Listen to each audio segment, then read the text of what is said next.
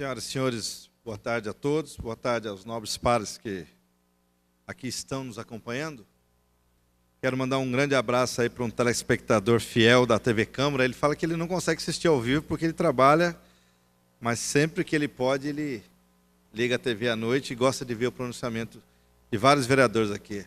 É o Antônio Carlos, muito mais conhecido como Fião Gordo, que é encarregado, trabalha mais de 50 anos lá na Papel Simão, Valmir. Você acredita? 50 anos, cara, não é para qualquer um, não. Inclusive, ele foi receber uma homenagem lá. Então, um grande abraço aí, Gordo, para você e para toda a sua família. Olha, eu quero começar já falando sobre uma questão que eu vou até pedir aqui depois, pedido de informação, ou se alguém depois puder me esclarecer. Por favor, pode colocar uma foto de um piso que tem um slide, uma foto, ali. Bom, ali foi um munícipe que nos procurou aqui semana passada, acho que a Lucimar até conhece ele, é o Joaquim, aqui da Igreja Matriz. O Joaquim caiu ali, se esfolou todinho, e ele veio aqui na Câmara pedir um apoio para a gente. É justamente ali, naquela calçada, em frente àquele prédio ali, Mansão do Vale. Fica aqui, basicamente nessa rua. É uma calçada larga, uma calçada que passa muita gente, indo daqui para lá, antes do museu. E aí há uma dúvida, e a gente está mandando, logicamente, para a Prefeitura, que se for de incumbência da Prefeitura, que ela resolva. E se não for, que cobre dos responsáveis ali do prédio, para que tomem providência. Esse piso é um piso muito bom, né, que a gente chama de piso hidráulico, mas se não for feita a manutenção, não adianta. E aí, Abner, o camarada passa lá, um idoso, uma pessoa com deficiência, e se acidenta. E eu acho que aí a gente. E está aqui no coração da cidade. Não estão falando de um lugar, né, que não passa ninguém. Passa uma quantidade muito grande de pessoas. E nesse sentido a gente está pedindo aí para a Prefeitura para que tome providências ali, seja por ela ou seja pelos responsáveis. E aí, eu quero entrar no mesmo assunto, só que no outro local. Eu recebi que das mãos do munícipe, ele fez, acreditem, no ano passado, em 2017, no mês 9, ele fez um pedido para a Prefeitura para que faça manutenção nos pisos daquela praça Júlio de Mesquita, lá no Jardim Santa Maria. E depois de passar esse procedimento, e eu estou aqui com o fluxo do processo, nós estamos chegando aí quase um ano. E aí chega a resposta dizendo o seguinte: passar ao requerente que os serviços foram executados, tanto da recuperação do piso quanto da instalação do bebedouro. Somente o banheiro lá é que foi indeferido. Curiosamente, não foi feito nada disso. Quase um ano, Fernando, quase um ano, a resposta para o munícipe é que foi feito e não foi feito. E para ajudar, nessa segunda-feira, por volta das 20 horas, você sabe que lá tem um número muito grande, Aderbal, de pessoas que utilizam aquela praça para fazer práticas de esporte, caminhada, exercícios. É uma praça muito bonita. Uma senhora tropeçou num desses buracos, caiu, passou mal, teve que chamar o SAMU. Ou seja, alguma coisa está errada, né? Eu acho que é um detalhe pequeno, mas que para quem se acidentou, no caso do meu amigo Joaquim, dessa senhora, que eu não tenho autorização para falar o nome dela, se machucou por falta de manutenção numa praça e aqui por falta de manutenção numa calçada. Eu acho que nós temos uma secretaria, e volto a frisar, foi criada a Secretaria de Mobilidade Urbana. Eu até a época questionei, nós não estamos preparados para ainda atuar, mas ela foi aprovada e o que a gente está vendo é que ela não está atuando da forma como deveria. Que era no mínimo verificar essas condições de praças e locais onde as pessoas passam e andam, porque senão, gente, a gente não faz nem o dever de casa, como diz o Fernando, não faz nem a barba nem o cabelo. Então eu vou fazer um pedido de informação, por que foi respondido para o munícipe que foi executado o serviço, quando na verdade não foi feito nada, né? Alguém aí está comendo bola, tá certo? Então já fica aqui esse meu questionamento. E aí a gente fica um pouco chateado, porque eu tive lá no Clube Ponte Preta, nesse sábado, e conversava com alguns diretores. Até me surpreendi quando eu vi lá o Cruzeiro, que é um batalhador lá, o Celinho, todo sujo de cimento. Eu falei, o que está acontecendo aqui? Eu falei, rapaz, Veio um fiscal da prefeitura aqui, encheu o saco da gente aqui, disse que nós temos que arrumar calçada aqui, tem que mexer aqui, mexer ali. Eu falei, nossa, mas e aí? Eu falei, não, se não fizer, vão multar, vão fechar o clube aqui. Eu falei, não é assim também, né? Mas olha, os caras chegam com autoridade e falam que se a gente não resolver, a gente vai ter problema. Então o que eu acho engraçado é isso, né? A gente sabe da importância, do significado que tem aqui o Clube do Ponte Preta para a nossa cidade. É claro que independente de quem seja, a prefeitura tem a obrigação de cobrar a manutenção, né, as condições mínimas para que o pessoal possa utilizar. Mas é engraçado, que parece que quando é um ente, as pessoas fazem questão de pegar no pé. Né? E a gente sabe, como eu disse, da importância que tem o Ponte Preta aqui para a nossa cidade. E aí, às vezes, no centro da cidade, aqui do lado, numa praça importante, como é aquela uma lá, as pessoas deixam lá, as pessoas, inclusive, se acidentarem.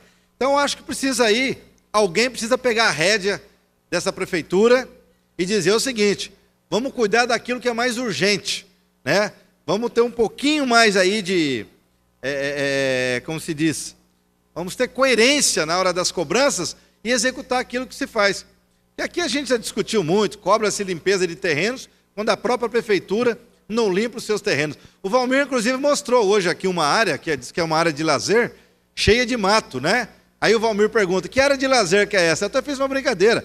Área de lazer para os cavalos, para os carrapatos, né, para os escorpiões.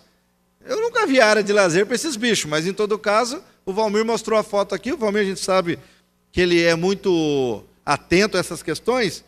Então a gente precisa dizer o seguinte, prefeitura, já estamos aí há 1 ano e meio, não dá para ficar dando desculpa mais do governo passado, está na hora de botar a casa em ordem. Está na hora da gente começar a fazer esses servicinhos básicos aí, que sinceramente a população cobra muito. Porque os grandes, a gente sabe que vocês não estão fazendo.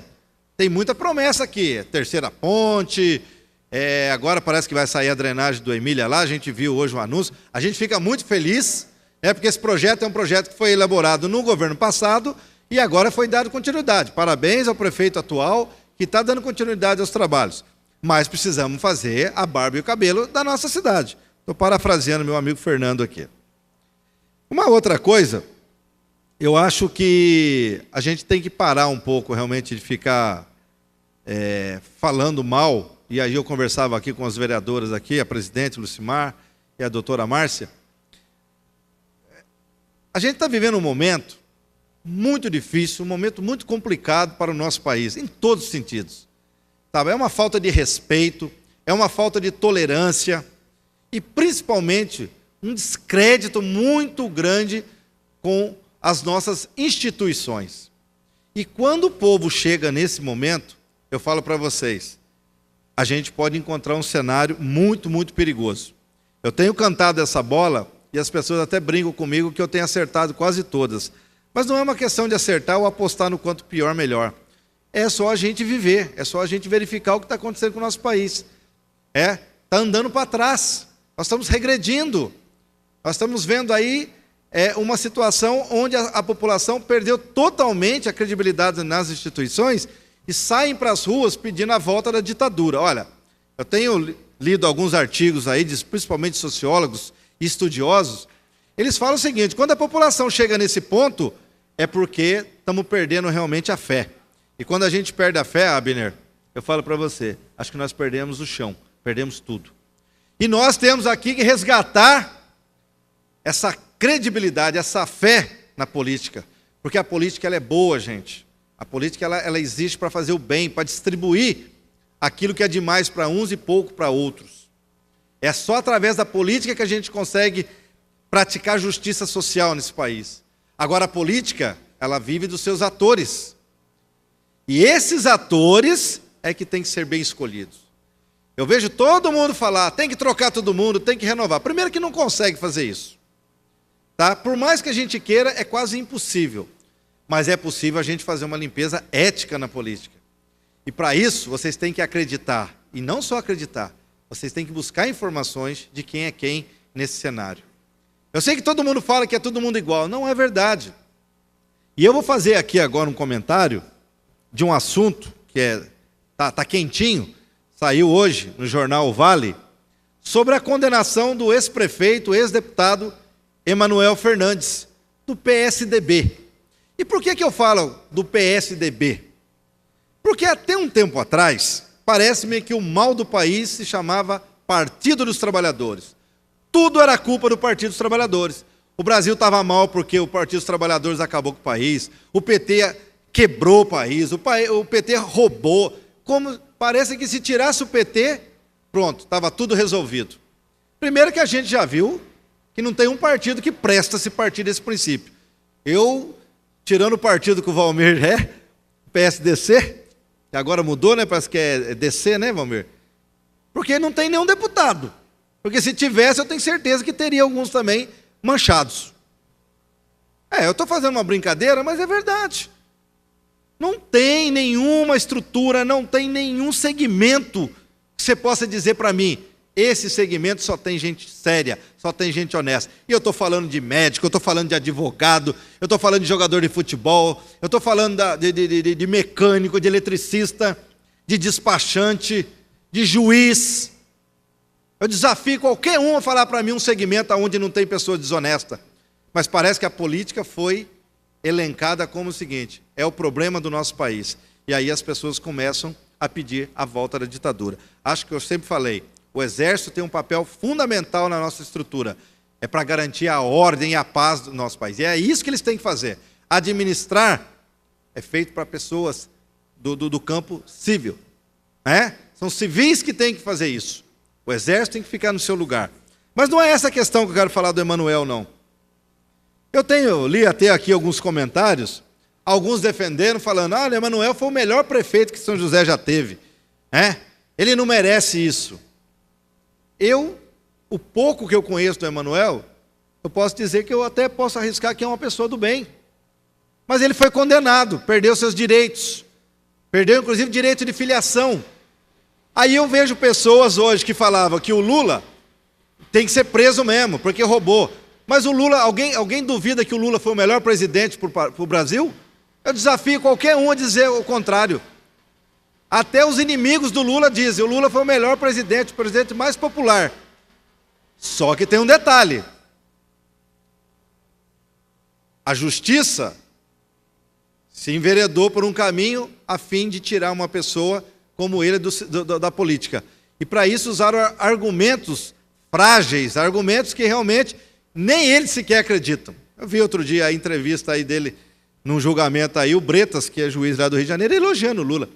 O Lula pode ter errado como qualquer ser humano erraria, como outros erraram.